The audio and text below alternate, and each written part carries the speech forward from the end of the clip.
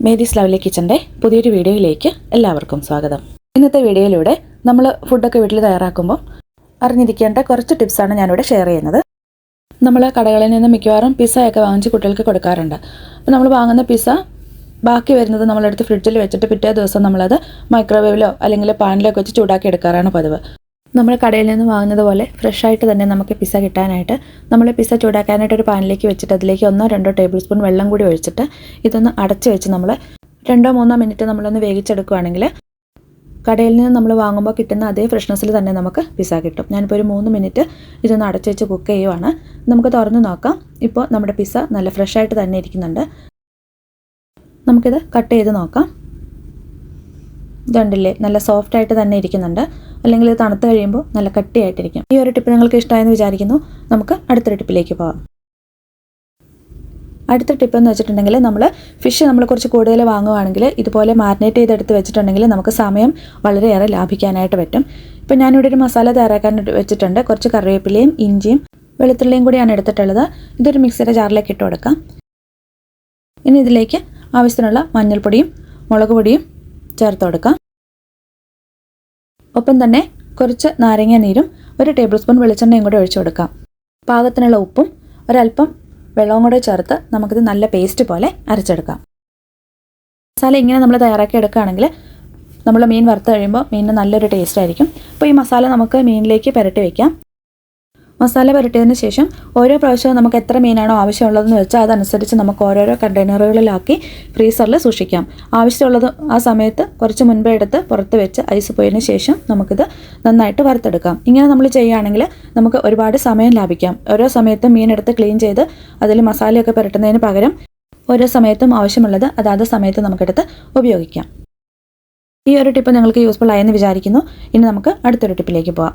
നമ്മുടെയൊക്കെ വീട്ടിൽ എപ്പോഴും നമ്മൾ പഴം വാങ്ങിച്ചാൽ ഇതുപോലെ കറുത്ത് പോകുന്നൊരു പതിവ് ഉണ്ടാവാറുണ്ട്. മിക്കവാറും നമ്മൾ ആ പഴമൊക്കെ എടുത്ത് കളയുകയായിരിക്കും പതിവ്. അപ്പോൾ നമ്മൾ ഇനി ഇതുപോലെ കറുത്ത പഴം കളയണ്ട. നമുക്കത് വെച്ചിട്ട് ഒരുപാട് വിഭവങ്ങൾ തയ്യാറാക്കാം.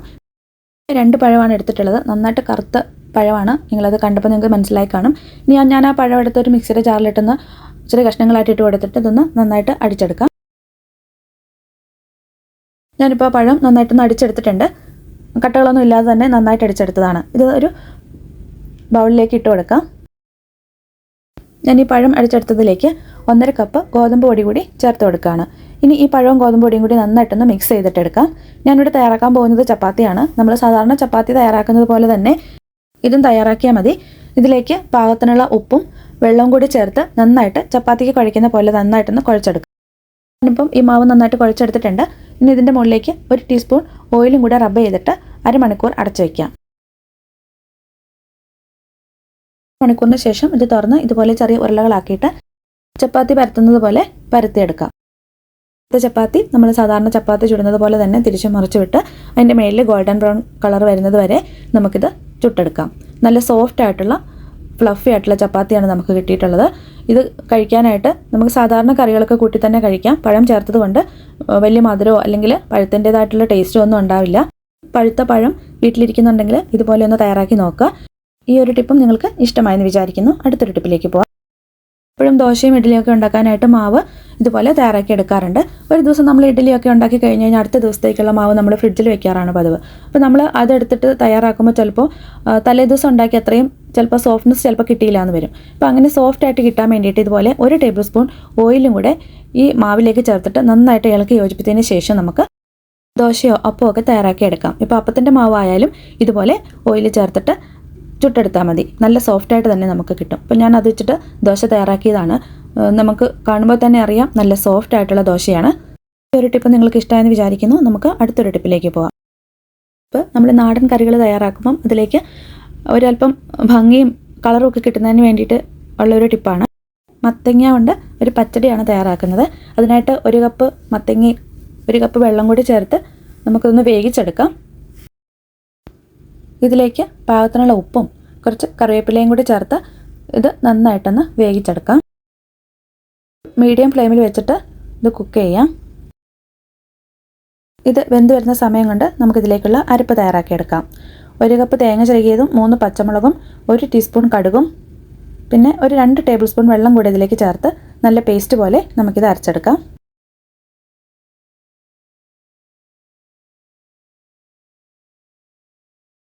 നന്നായിട്ട് നമ്മളിത് അരച്ചെടുത്തിട്ടുണ്ട്. ഇത് നമുക്കിത് മാറ്റി വയ്ക്കാം. മത്തങ്ങ നന്നായിട്ട് വെന്തിട്ടുണ്ട്. കുറച്ച് പീസ് നമുക്ക് ഇതുപോലെ ഒന്ന് ഉടച്ചു ചേർക്കാം.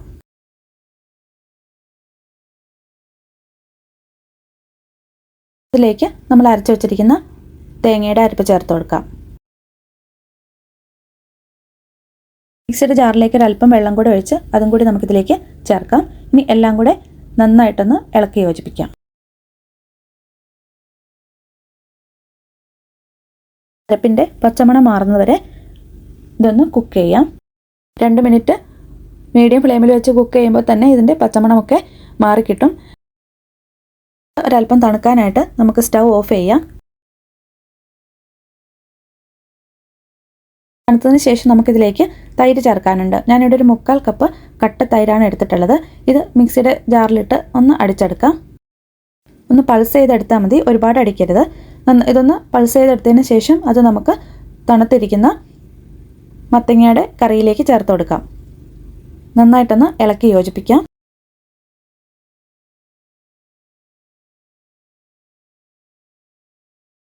ലോ ഫ്ലെയിമിലേക്ക് വയ്ക്കാം. തീ കൂട്ടി വെക്കരുത്. തൈര് ചേർത്തിട്ടുള്ളത് കൊണ്ട് തീ കൂട്ടി വെച്ചിട്ടുണ്ടെങ്കിൽ ഇത് പിരിഞ്ഞു പോകും. നന്നായിട്ടൊന്ന് ലോ ഫ്ലെയിമിൽ തന്നെ ഇളക്കി യോജിപ്പിക്കാം. ഇനി ഇതിലേക്ക് പാകത്തിനുള്ള ഉപ്പ് ചേർത്ത് കൊടുക്കാം.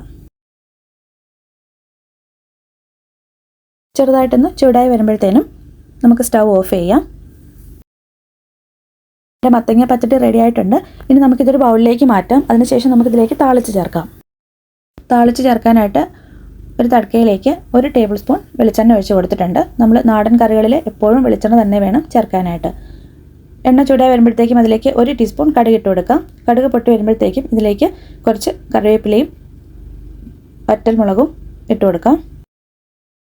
നമ്മുടെ ഈ താളിച്ച് ചേർക്കുന്നതിനകത്ത് ഒരു കളർ കിട്ടുന്നതിന് വേണ്ടിയിട്ട് നമ്മളൊരല്പം മുളക് പൊടിയും കൂടി ചേർത്ത് കൊടുക്കാം. ഒരല്പം കാശ്മീരി ചില്ലി പൗഡറും കൂടെ നമുക്കിതിലേക്ക് ചേർത്ത് കൊടുക്കാം. ഇത് ചേർത്ത് കൊടുക്കുന്നത് ഒരു ഭംഗിക്ക് വേണ്ടിയിട്ട് മാത്രമാണ്. എരിവിനായിട്ട് നമ്മൾ പച്ചമുളകും കാര്യങ്ങളൊക്കെ ചേർത്തിട്ടുള്ളതാണ്. ഈ താളിച്ച് ചേർത്ത് നമുക്ക് കറിയിലേക്ക് ഒഴിച്ചു കൊടുക്കാം. എന്നിട്ട് എല്ലാം കൂടെ ഒന്ന് ഇളക്കി യോജിപ്പിക്കാം. നമ്മൾ മോരുകറി തയ്യാറാക്കുമ്പോഴാണെങ്കിലും ഇതുപോലെ താളിച്ച് ചേർക്കുന്നതിൻ്റെ കൂടെ ഒരല്പം കാശ്മീരി ചില്ലി പൗഡറും കൂടെ ചേർക്കുകയാണെങ്കിൽ ആ കറി കാണാനായിട്ട് നല്ലൊരു ഭംഗിയുണ്ടാവും. നമ്മുടെ ചോറിൻ്റെ കൂടെയൊക്കെ കഴിക്കാനായിട്ട് വളരെ ടേസ്റ്റി ആയിട്ടുള്ളൊരു പംകിൻ പച്ചടിയാണ് നമ്മൾ തയ്യാറാക്കിയിട്ടുള്ളത്. അപ്പം ഇന്നത്തെ കുറേ ടിപ്പുകളും ഈ റെസിപ്പിയും ഒക്കെ നിങ്ങൾക്ക് ഇഷ്ടമായെന്ന് വിചാരിക്കുന്നു. ഈ ചാനൽ നിങ്ങൾ ആദ്യമായിട്ടാണ് കാണുന്നതെങ്കിൽ നിങ്ങളുടെ ഫ്രണ്ട്സിനൊക്കെ ഒന്ന് ഷെയർ ചെയ്ത് കൊടുക്കുക. നിങ്ങൾ സബ്സ്ക്രൈബ് ചെയ്തിട്ടില്ലെങ്കിൽ സബ്സ്ക്രൈബ് ചെയ്യുക.